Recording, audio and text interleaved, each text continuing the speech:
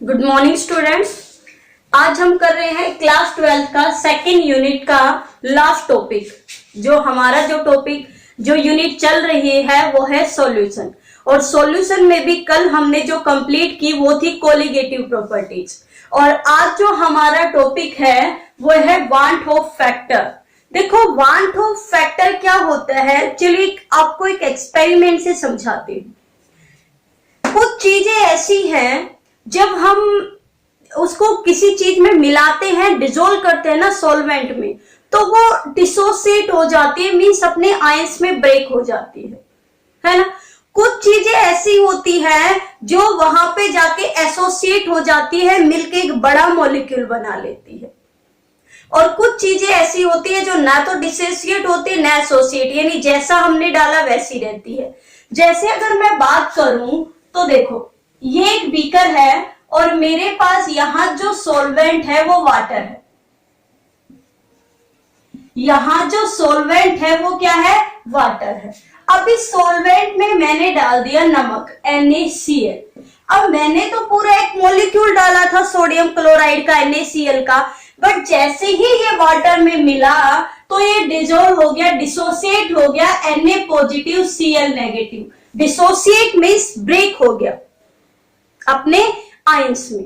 Dissociate होना मतलब क्या होना, डिसोसिएट होना, डिसोसिएट मतलब ब्रेक, कि अपने आयंस में ब्रेक होना।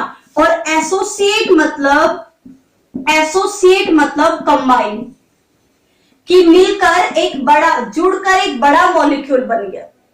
तो यहां क्या हुआ, जब हमने NaCl जैसे ही सॉल्वेंट में डाला तो ये अपने आयंस में ब्रेक हो गया। अब यहां देखो, यहां हमारे पास डाला तो हमने एक ही क्या था, NaCl। भाई हमने क्या ऑब्जर्व किया था कि हमने सोचा था कि हमने तो एक ही मॉलिक्यूल डाला है, बट ऑब्जर्व हमने कितने किए, जब हमने उसको एक्सपेरिमेंटल निकाला तो यहां पर एक की जगह कितने मोल हो गए, 2 हो गए। कितने हो गए, 2। यानी यहां पर क्योंकि हम जितनी भी कोलिगेटिव प्रॉपर्टीज पढ़ रहे हैं, कोलिगेटिव प्रॉपर्टीज, जितनी भी हम कोलिगेटिव प्रॉपर्टीज पढ़ रहे हैं, these are directly proportional to the solute की कंसंट्रेशन।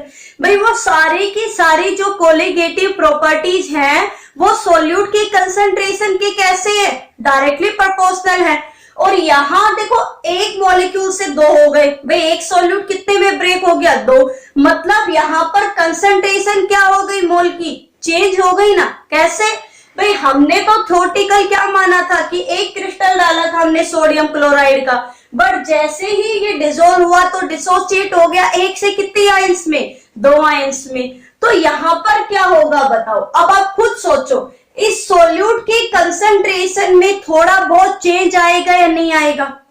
क्यों, क्योंकि जो कोलिगेटिव प्रॉपर्टीज है वो कंसंट्रेशन के डायरेक्टली प्रोपोर्शनल है।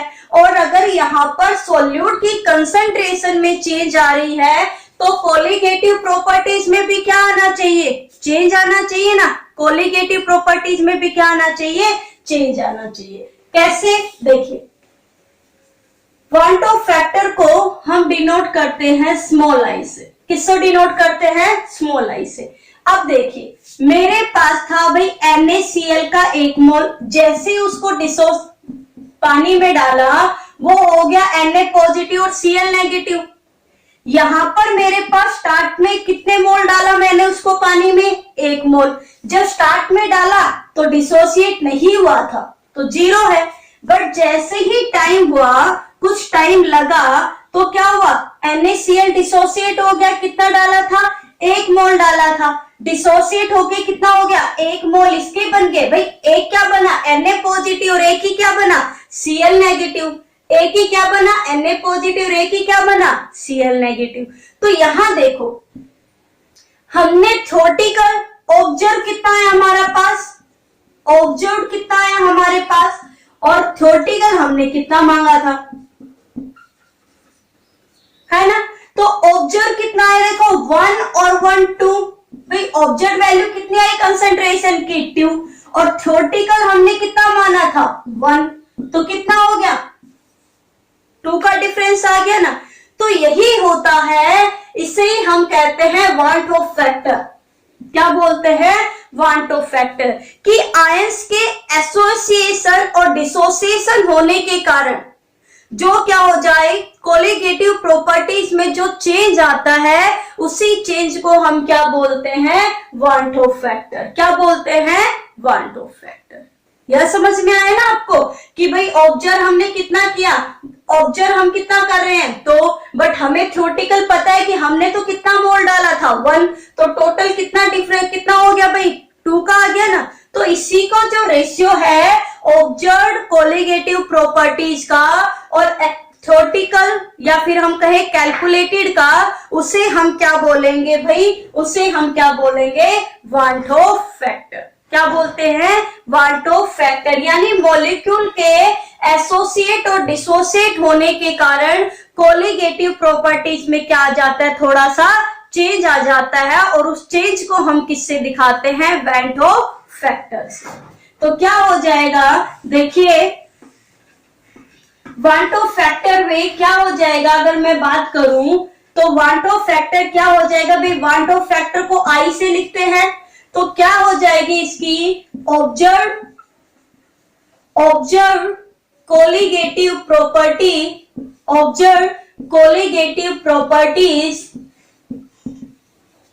अपॉन में कौन सी की है? Theoretical. Theoretical colligative properties.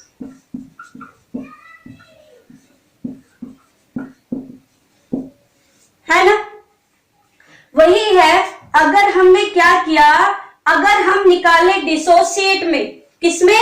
Dissociate में, यानी कोई चीज चेंज हो रही है, तो देखो क्या क्या चीजें चेंज हो रही है कि जैसे ही हमने क्या किया, हमने जैसे ही क्या किया, ये जो वैल्यू चेंज आई, चेंज की वजह से क्या होगा?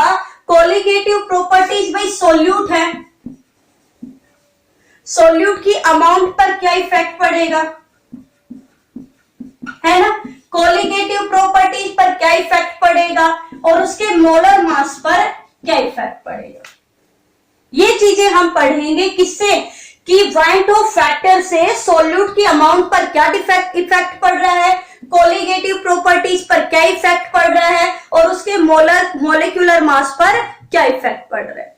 तो अभी देखो हमने देखा कि हमने सबसे पहले देखा, मान लो हम देख रहे हैं degree of dissociation. Degree of dissociation का मतलब कब? कि जब उसके अंदर कोई मॉलिक्यूल डाला, कोई सोल्यूट डाला, और वो सोल्यूट क्या हो गया? डिसोसिएट हो गया, ब्रेक हो गया। जैसे यहां पर NaCl, Na पॉजिटिव और Cl नेगेटिव में क्या हो गया? ब्रेक हो गया। यानी जो NaCl था वो Na पॉजिटिव और किसमें? Cl नेगेटिव में ब्रेक हो गया। ये शुरू में कितना था? 1, तो ये कितना था? 0। बाद में ये भी कितने बन गए? 1। कितना था? ऑब्जर्व कितनी हो हमारे पास? 2। और थ्योरेटिकल कितना था? 1। यानी हमारे पास कितनी वैल्यू आई? 2। यानी हम सिंपल कह सकते हैं कि डिग्री ऑफ डिसोसिएशन में I is greater than the 1, कि I की वैल्यू हमेशा क्या होगी? 1 से ज्यादा आएगी। क्यों? क्योंकि यहां पर एक मॉलिक्यूल 2 से ज्यादा में ब्रेक हो रहा है, यानी I की वैल्यू है वो 1 से क्या होगी? ग्रेटर देन होगी।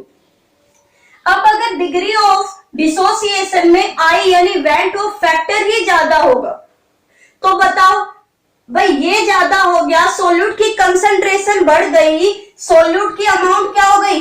बढ़ गई। भाई सोल्यूट की अमाउंट क्या हो गई? बढ़ गई। अगर सोल्यूट की अमाउंट बढ़ेगी तो कोलिगेटिव प्रॉपर्टीज भी क्या होंगी? बढ़ेंगी। कोलिगेटिव प्रॉपर्टीज भी क्या होंगी? बढ़ेगी। तो यहां पर एक मॉलिक्यूल 2 में टूट गया, छोटे छोटे मॉलिक्यूल में टूट गया। भाई एक बड़ा मॉलिक्यूल था, वो अपने छोटे छोटे मॉलिक्यूल में टूट गया, तो बताओ मोलर मास कम हुआ या नहीं हुआ? भाई उसका मॉलिक्यूलर मास तो क्या होगा? डिक्रीज होगा। क्या होगा? उसका मॉलिक्यूलर मास डिक्रीज होगा। ठीक है, उसका मॉलिक्यूलर मास क्या हो जाएगा? डिक्रीज हो जाएगा। यानी हम यहां से एक और 2 डेफिनेशन लिखते हैं हम, वान टू फैक्टर की एक तो हम लिखते हैं कोलिगेटिव प्रॉपर्टीज के रेफरेंस में और दूसरा हम लिखते हैं मॉलिक्यूलर मास में। तो मॉलिक्यूलर मास भाई अमाउंट इंक्रीज हो रहा है, कोलिगेटिव प्रॉपर्टीज इंक्रीज हो रही है, तो मॉलिक्यूलर मास क्या हो रहा है, डिक्रीज हो रहा है। यानी इसकी हम जो दूसरी डेफिनेशन है, दूसरा जो है वो ये लिख सकते हैं थ्योरेटिकल, क्या लिख सकते हैं, थ्योरेटिकल मॉलिक्यूलर मास,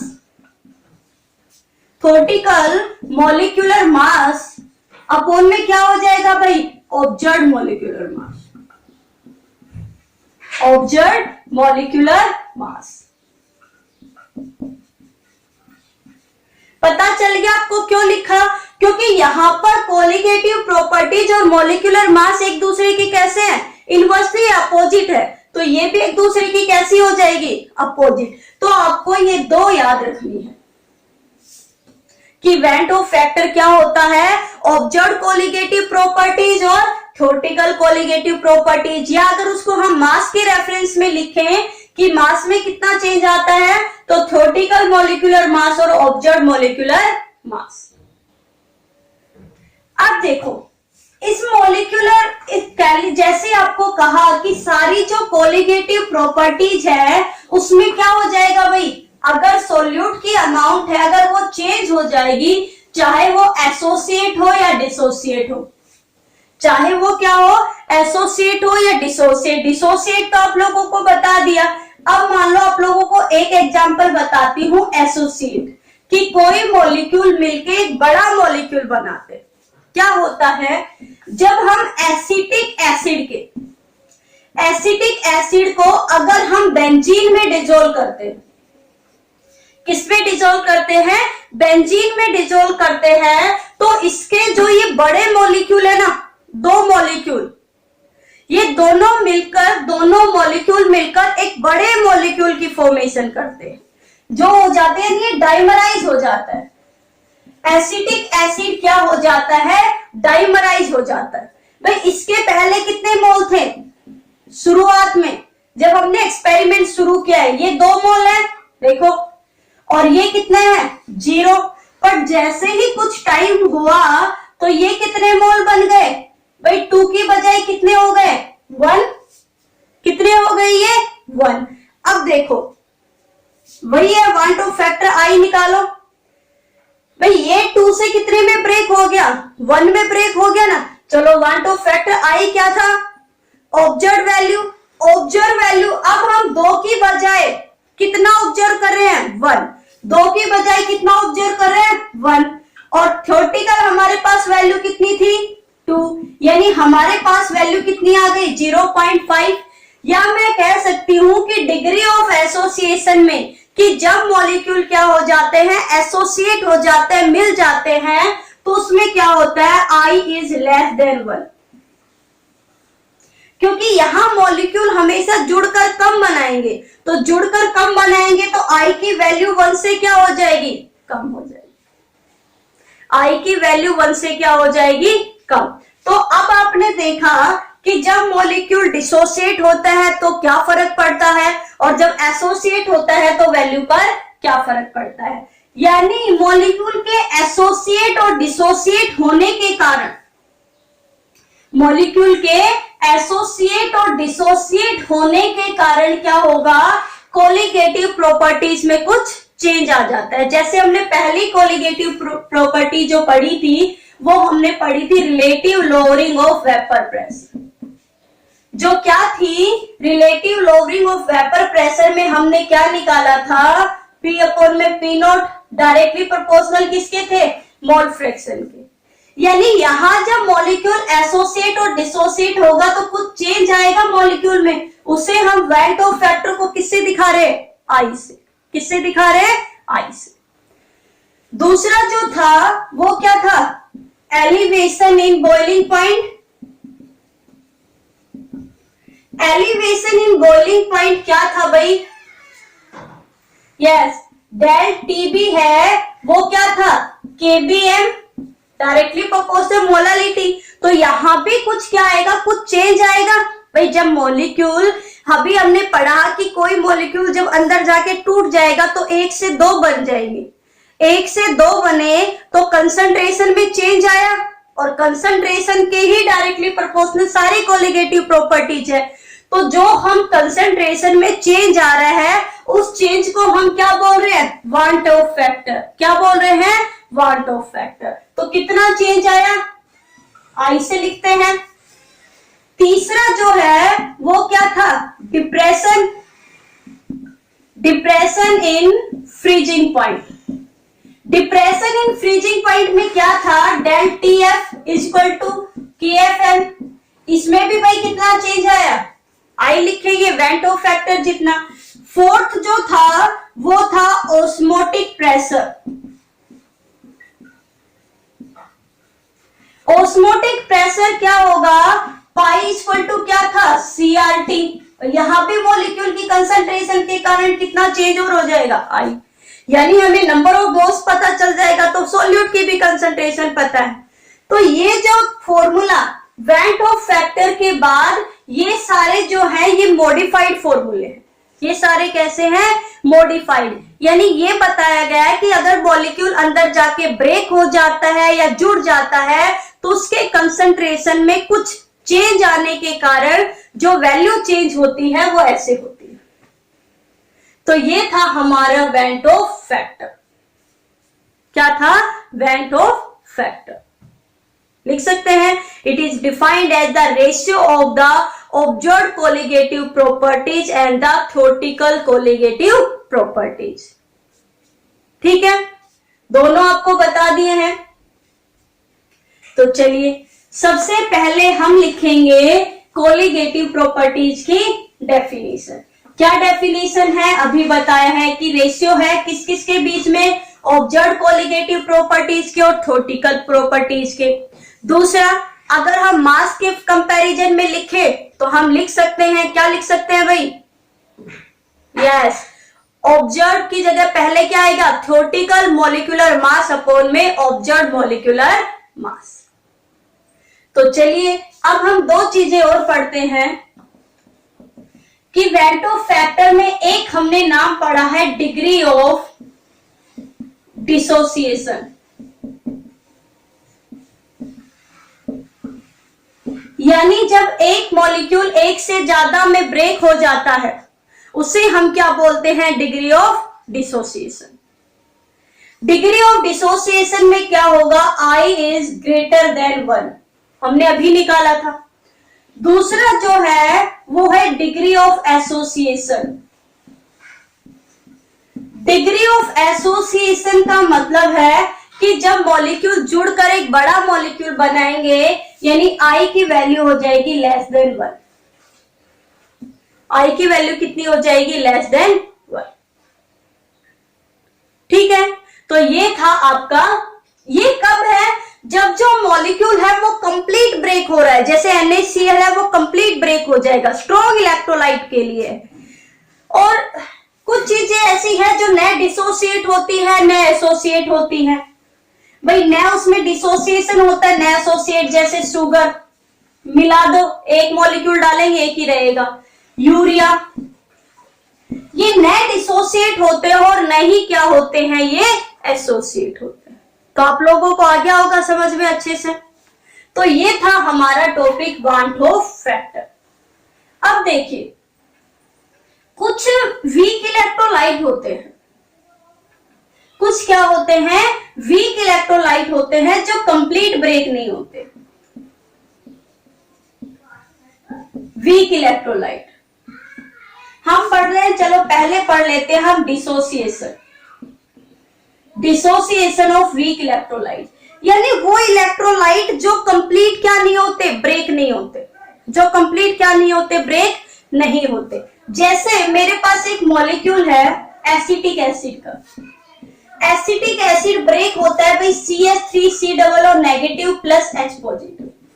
बट ये पूरी तरीके से, ये नहीं कि भाई मान लो T टाइम 0 है तो ये क्या था 100% है, तो शुरू में जब 0 है, डिसोसिएट ही नहीं हुआ है तो 0।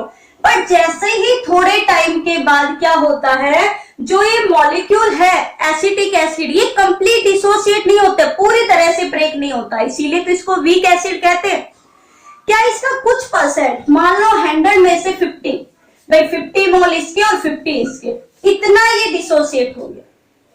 तो अगर हम डिग्री ऑफ डिसोसिएशन निकालें तो कैसे निकालेंगे भाई, कितने मोल बन रहे हैं, कितने टूट रहे हैं, 50। आपने पढ़ा भी था 11th में। कितने मोल ब्रेक हो रहे हैं, 50। कितने में से ब्रेक हो रहे हैं, 100 में से।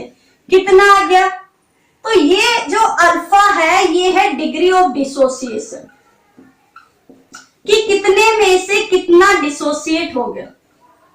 और अगर मैं 1 2 फैक्टर निकालूं तो देखो मेरे पास जो कैलकुलेटेड वैल्यू है वो कितनी है भाई, मेरे पास जो कैलकुलेटेड वैल्यू है वो कितनी है, देखो 50 ये और ये भी कंप्लीट तरीके से थोड़ी ना डिसोसिएट हो रहा है, 50% ही तो हो रहा है, तो 50 ये बचा। तो 50 50 50 कितने हो गए मेरे पास, 150। कितने में से, 100 में से, यानी आई की वैल्यू कितनी आई, 1.5। तो आपको पता चल गया यहां पर कि अल्फा क्या होता है और आई क्या होता है। अल्फा यानी डिग्री ऑफ डिसोसिएशन और आई मतलब क्या हो गया, वांट ऑफ फैक्टर, कि ऑब्जर्व और थ्योरेटिकल वैल्यू। चलिए अब इससे समझते हैं कि कैसे हम वैल्यू निकालते हैं।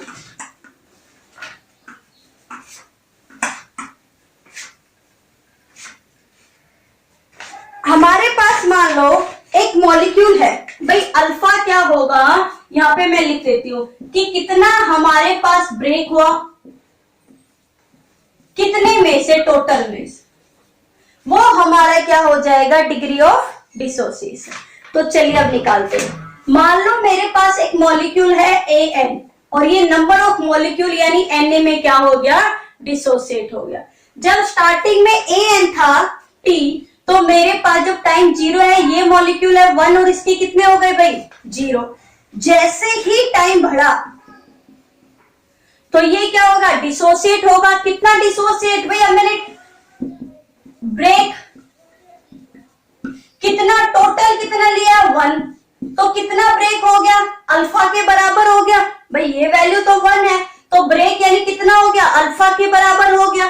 तो 1 में से कितना ब्रेक हो गया, अल्फा। कितना ब्रेक हो गया, अल्फा। और यहां पर n number of molecule break हो रहे हैं, यानी n, और कितने ब्रेक हो रहे हैं, अल्फा। भाई एक मॉलिक्यूल डिसोसिएट किस में हो रहा है, अल्फा वैल्यू में, तो n कितना हो गया, n अल्फा। तो अब देखो आई निकालिए, ऑब्जर्व वैल्यू अपोन में क्या होती है, कैलकुलेटेड वैल्यू, जोड़ दीजिए। तो ऑब्जर्व अपने पास कितनी हुई भाई, 1 minus alpha plus n alpha, upon में टोटल कितना है, 1, यानी I इक्वल टू कितना हो गया, 1 minus alpha plus n alpha. ठीक है, अगर मैं इसको ये लिख दूं n alpha plus 1 minus alpha, बात सेम है। अगर मैं यहां से n को क्या ले लू, अल्फा कॉमन ले लू, n अल्फा, तो कितना हो गया भाई ये, अगर यहां पर क्या हो गया, 1 माइनस अल्फा अपोन में n अल्फा हो गया, सही है यहां तक, है ना। तो हाँ सॉरी, थोड़ा सा वो लिख दिया, ये हो गया मेरे पास वैल्यू आ गई, कितनी आ गई।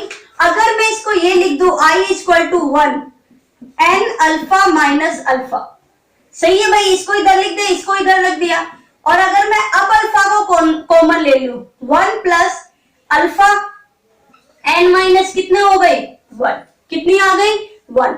अगर मैं यहां से अल्फा की वैल्यू निकालूं तो अल्फा अगर यहीं पे है तो कितना होगा भाई, I माइनस 1, और ये यहाँ पे जाके डिवाइड में होकर कितना हो जाएगा, n माइनस 1। कैसे निकालिए देख लीजिए, ऑब्जर्व वैल्यू टोटल मेरे पास कितनी है भाई, 1 minus alpha plus n alpha, total कितने हो गए, 1। ये value 1 minus alpha plus n alpha, I equal to कितना हो गया, 1 plus n alpha minus alpha. कैसे निकाला ये आप लोगों को पता है। अगर अब मैं बात करूं तो हम क्या लिखेंगे, तो देखो डिसोसिएशन ऑफ वीक इलेक्ट्रोलाइट में, dissociation of weak electrolyte, dissociation of weak electrolyte के लिए क्या होगा, I इक्वल टू क्या होगा 1 minus alpha plus n alpha. ठीक है, और अगर मैं अल्फा की वैल्यू निकालूं तो अल्फा की वैल्यू क्या हो जाएगी, I माइनस 1 अपॉन में n माइनस 1, है ना। और अगर मैं इसे डिग्री ऑफ क्या निकालूं, एसोसिएशन ऑफ वीक इलेक्ट्रोलाइट निकालूं, एसोसिएशन ऑफ वीक इलेक्ट्रोलाइट। आपको आपके अगर मैं 12th की बात करूं तो 12th के में सिर्फ 1-2 फैक्टर पूछा जाता है कि क्या होता है, कैसे होता है। और जो ये इसके ऊपर जो बेस्ड न्यूमेरिकल वैल्यू है ये किसमें आती है, आपके कॉम्पिटिटिव एग्जाम में आते हैं इनके ऊपर बेस्ड न्यूमेरिकल। तो आपको एक फॉर्मूला लर्न करना है कि कैसे क्या है। तो वहां पर क्या होगा, जो आई की वैल्यू है वो कितनी आ जाएगी, 1 minus alpha plus n plus alpha. कितनी आ जाएगी भाई, 1 minus alpha plus alpha upon में एन। और अगर यहां पर अल्फा की वैल्यू में बात करूं तो हो जाएगी 1 माइनस आई एन अपॉन में एन माइनस 1। ये वैल्यू आपको क्या रखनी है, लर्न रखनी है। कैसे निकली कैसे नहीं आप लोगों को समझा चुकी हूं। 12th के लिए आपको इतना याद रखना है कि वांट ऑफ फैक्टर क्या होता है, डिग्री ऑफ डिसोसिएशन में आई की वैल्यू ग्रेटर देन 1 होती है, एसोसिएशन में लेस देन 1 होती है। उसका जो फॉर्मूला है वो कोलिगेटिव प्रॉपर्टीज में क्या निकलेगा और मॉलिक्यूलर मास में क्या निकलेगा, ये है फिर वीक इलेक्ट्रोलाइट में। ये आपको सिर्फ यहां लर्न रखने हैं कि ये वीक इलेक्ट्रोलाइट का फॉर्मूला है और ये डिसोसिएशन का है और ये एसोसिएशन का। तो आज आप लोगों का जो सॉल्यूशन वाला चैप्टर है वो होता है कंप्लीट। अब आपको इस चैप्टर का टेस्ट देना है, यानी आपको इसके न्यूमेरिकल प्रॉब्लम सोल्व करनी है, इसके एमसीक्यू सोल्व करने हैं कि आपको कितना आया और कितना नहीं। अगर कोई प्रॉब्लम है तो आप मुझे मैसेज कर सकते हैं।